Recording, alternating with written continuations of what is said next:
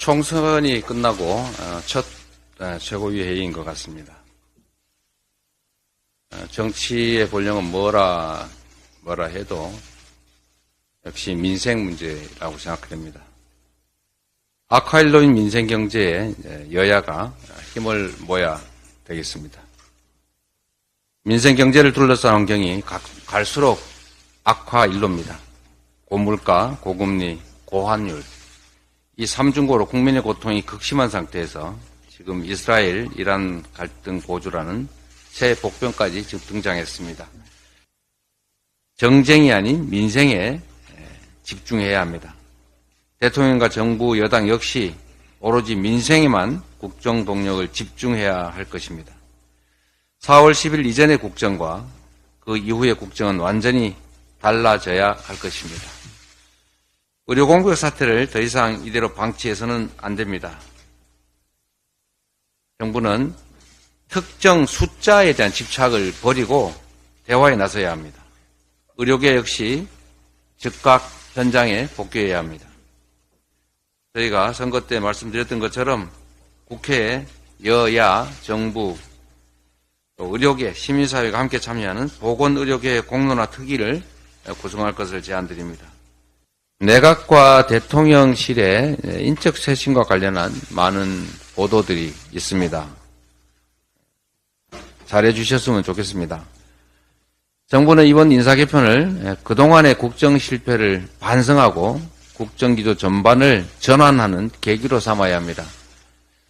그런데 하마평에 오르고 있는 분들의 면면을 보면 대통령께서 과연 총선 민의를 수용할 생각을 가지고 계신지 상당히 우려됩니다. 국민의 뜻을 무시하고 국민과 맞서면 어떤 결과가 빚어지는지 이미 확인하셨을 것으로 생각이 됩니다.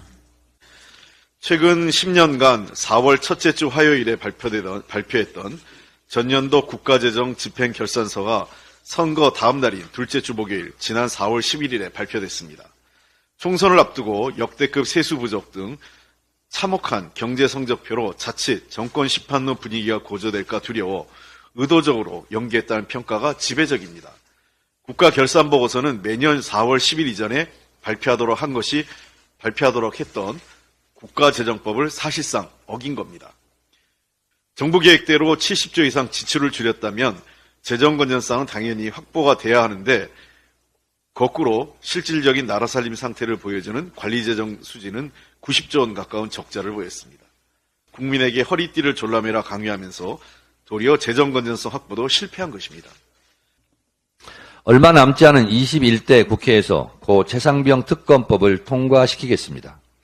이 법은 4월 3일자로 이미 본회의에 자동 부의되어 있습니다. 최상병의 억울한 죽음의 진실과 수사 외압의 실체를 밝혀내겠습니다. 22대 국회 민주당 당론 발의 최우선 법안들은 윤석열 대통령이 거부권을 행사한 법안들입니다.